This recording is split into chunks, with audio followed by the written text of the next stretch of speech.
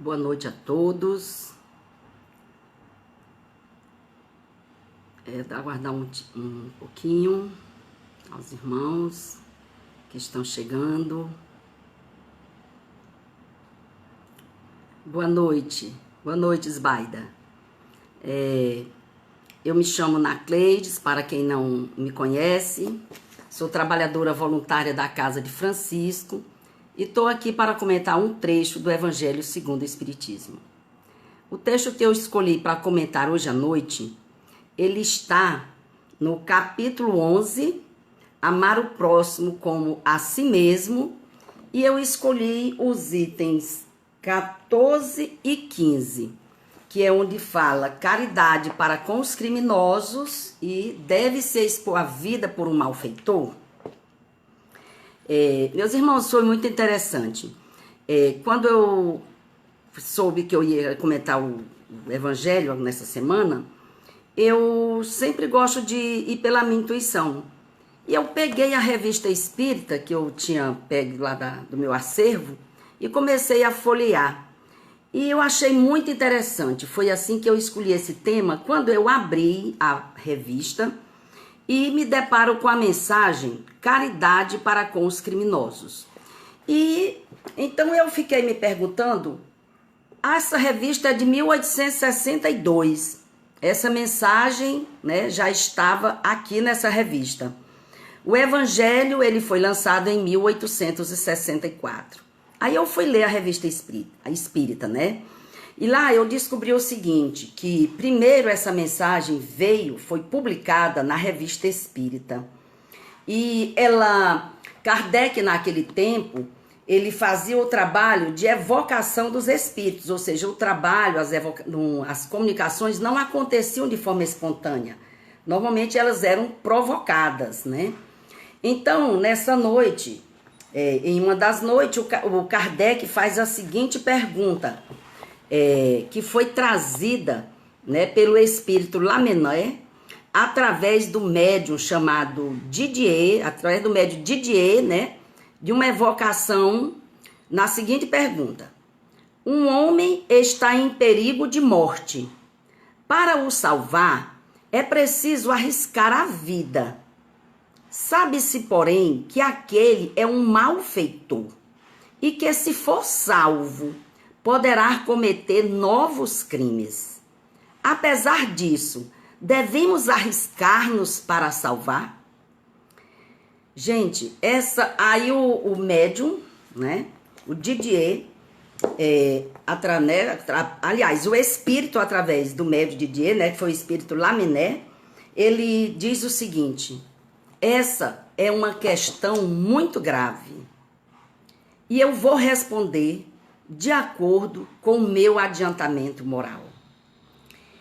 E ele diz o seguinte: o devotamento é cego, socorre-se um inimigo, deve-se, portanto, socorrer o inimigo da sociedade, um malfeitor, em suma. Nós não temos que indagar se o faremos ou não. Ele diz: socorrei-o, porquanto, salvando-o, obedecei a essa voz do coração, que vos diz: pode salvá-lo, salva-o. Ou seja, meus irmãos, não importa se naquele momento alguém está em perigo, por pior que seja a sua moral, por que seja considerado aquele criminoso, naquele momento, se estiver na nossa condição auxiliar, nós simplesmente devemos fazê-lo. E por que devemos fazê-lo? Porque nós temos que olhar para aquele criminoso com o conhecimento da vida espiritual que temos. Nós estamos vendo ele apenas nesta encarnação, em um período da vida dele. Nós não sabemos, não podemos julgá-lo, porque ele ainda terá muitas oportunidades. Então, eu vou ler agora um trechinho do Evangelho na parte que diz caridade para com os criminosos, para poder a gente continuar as reflexões. A verdadeira caridade constitui um dos mais sublimes ensinamentos que Deus deu ao mundo. Completa fraternidade deve existir entre os verdadeiros seguidores da sua doutrina. Deveis amar os desgraçados, os criminosos, como criaturas que são de Deus, às quais o perdão e a misericórdia serão concedidos se se arrependerem, como também a vós, pelas faltas que cometeis contra a sua lei. Considerais que sois mais repreensíveis, mais culpado do que aqueles a quem negardes perdão e comiseração. Pois as mais das vezes eles não conhecem Deus como o conheceis, e muito menos lhes será pedido do que a vós. Esse trecho aqui, meus irmãos, ele é bem maior e eu sugiro a vocês a leitura em casa, porque ele é perfeito. E esse trecho também, ele tem uma particularidade.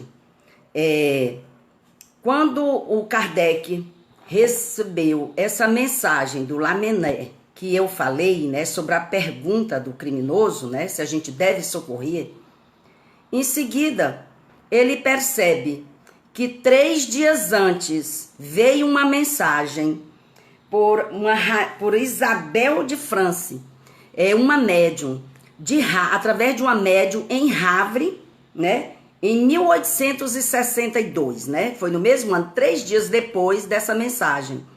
E Kardec percebe essa mensagem que, como vocês veem, ela tem tudo a ver. Tanto é que quando da publicação do Evangelho segundo o Espiritismo, Kardec escolhe essas 2 mensagens e une no mesmo capítulo, né? A mensagem do Espírito Lamennais e a mensagem de Isabel de França, de Havre, né?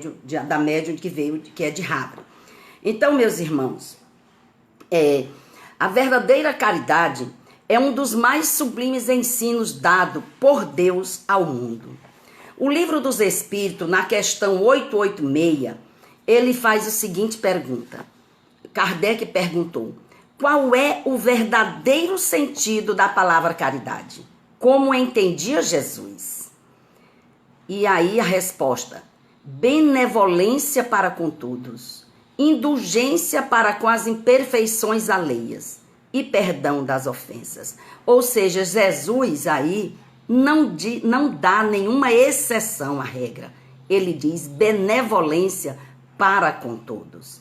Então, este evangelho de hoje à noite, ele nos convida ao exercício da verdadeira caridade, a não julgarmos, pois também nos chama à reflexão que ignoramos que muitas das nossas ações que nós fazemos ainda hoje, nos nossos dias, são crime aos olhos de Deus. E para o mundo, sequer são consideradas faltas leves. Não estabeleçais, o Evangelho nos diz, diferença entre os outros infelizes, porquanto Deus quer que sejamos todos iguais. E se Deus permite que grandes criminosos encarnem entre nós, é para nos servir de ensinamento, porque nós aprendemos com as situações adversas, nem que seja para que a gente possa olhar e dizer: eu não quero fazer da forma que ele está fazendo, eu não quero agir como ele age, eu não concordo.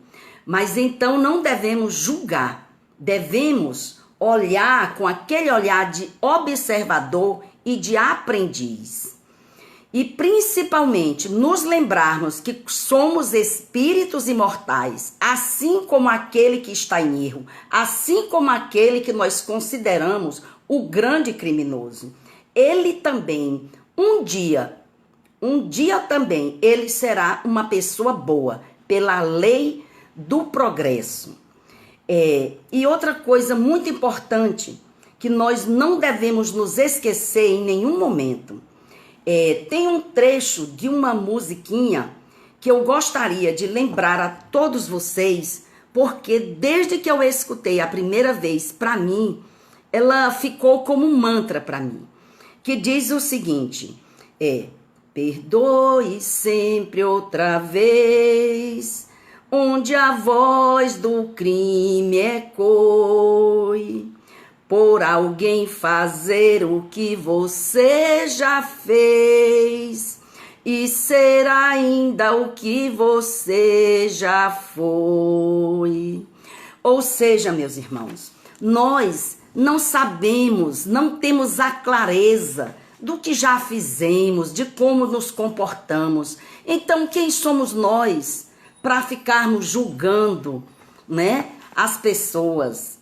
E em breve, quando os homens se encontrarem submetidos nas verdadeiras leis de Deus, já não haverá necessidade, por exemplo, dos malfeitores encarnarem junto a nós, porque nosso planeta deixará então de ser de provas e expiações e será um planeta de regeneração. E os espíritos considerados impuros naquele momento, revoltados, serão relegados para mundos inferiores, de acordo com suas inclinações. Pois há muitas moradas de meu Pai, já nos disse Jesus quando aqui esteve. Nós devemos sim o socorro de nossas preces pelos nossos irmãos intitulados criminosos, assistir-lhes o Espírito enquanto estiver sobre a terra, para que ele seja tocado e venha a se arrepender, pois sua alma foi criada como a nossa, para se aperfeiçoar. O progresso é uma lei. O homem, ele pode entravar com o seu orgulho, com o seu egoísmo, mas não podemos detê-lo. Ninguém pode. E se demorar, Deus age através de abalos físicos ou morais, visando acelerar a transformação. E pela pluralidade das existências, todos nós temos o direito à felicidade, será o mesmo para todos nós. E ninguém está deserdado da lei do progresso. Meus irmãos, vejam como é importante esse momento de reflexão. Eu vou trazer um simples exemplo de uma senhora, uma trabalhadora espírita de Minas Gerais, que um dia foi convidada a dar uma palestra numa penitenciária. E lá ela foi falar sobre reencarnação, sobre a misericórdia de Deus, sobre o perdão divino e principalmente o enfoque dela foi na reencarnação, que nós somos espíritos imortais, que nós nascemos e renascemos várias vezes na carne e que tudo que nos acontece, ela tem uma razão, mas que até todas essas falhas que nós cometemos pela nossa infantilidade, enquanto espírito, enquanto ainda espíritos inferiores, nós teremos oportunidade através do renascimento na carne, em novos corpos, de refazer caminhos, de refazer laços. E que para isso, uma das coisas mais importantes começa pelo arrependimento. E ela concluiu aquela palestra e quando ela já se preparava para sair, uma mão bastante pesada bate-lhe no seu ombro. E ela sente o peso e ela se volta. Quando ela vê um senhor, né, considerado um grande criminoso, olha para ela e diz assim: minha irmã, se eu tivesse ouvido uma palestra como essa, se eu tivesse tido acesso a esses conhecimentos, quando eu matei aquela primeira pessoa, se eu soubesse de toda essa realidade que você está descortinando para mim, eu não teria matado mais as 60 pessoas que eu matei depois. E eu matei, minha irmã, porque quando eu cometi o primeiro crime. Já me disseram que eu estava condenado, que eu ia arder no fogo do inferno por toda a eternidade, que minha alma não teria mais perdão, porque eu havia tirado a vida de um homem. Então, meus irmãos, vejam bem, o que teria sido a luz do esclarecimento para aquela pessoa. Então é por isso que nesta noite eu conclamo a todos nós a termos um olhar de piedade, de compaixão e benevolência por aqueles que se dizem os piores criminosos e que são bárbaros mesmo, nós sabemos. Tem pessoas que ainda estão num estado de brutalidade muito grande. Mas, meus irmãos, até esses também foram criados como nós. Eles também, meu irmão, um dia pela lei de progresso serão pessoas boas. Mas esse tempo poderá ser encurtado a depender de como nós, a sociedade, os trata. Vai depender também, meus irmãos, das nossas orações, das nossas preces, das nossas vibrações por ele. Porque as preces intercessórias, elas surtem efeito, sim. Então, meus irmãos, que possamos ter um olhar diferenciado. É lógico que Jesus não nos pede que a gente vá colocar no colo o malfeitor, mas ele pede que coloquemos nas nossas orações, nas nossas vibrações de amor, para que ele possa evoluir de forma mais rápida e para que ele possa ser tocado, porque nós não sabemos e não podemos julgar a vida que ele teve para trás e a vida nesta encarnação em que nós estamos. Qual é a sua vida íntima, o que vai no seu coração para tê-lo levado a escolher o caminho do crime. Então, tenhamos misericórdia, como Deus teve misericórdia com todos nós. Boa noite e paz e bem para todos.